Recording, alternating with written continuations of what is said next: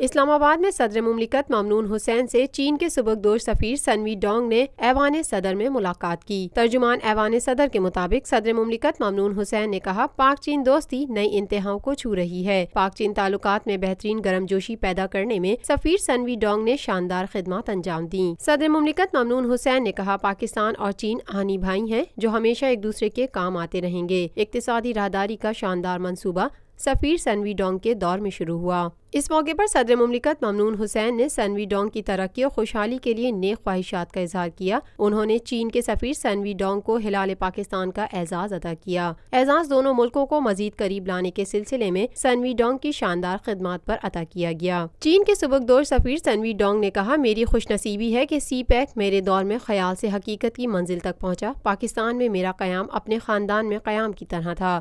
تقریب میں وفاقی وزیر داخلہ احسن اقبال اور اعلیٰ اور سول فوجی حکام نے شرکت کی۔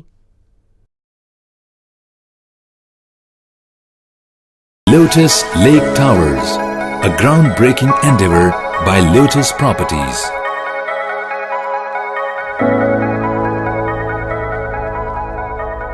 پاکستان میں پہلی مرتبہ حالات حاضرہ کے مختصر مگر جامع پروگرامز، خبروں، تبصروں کے علاوہ دیگر سماجی، تجارتی، ثقافتی، تفریحی، معلوماتی، مذہبی، تعلیمی، صحت اور بچوں کے پروگرامز صرف TNN TV پر۔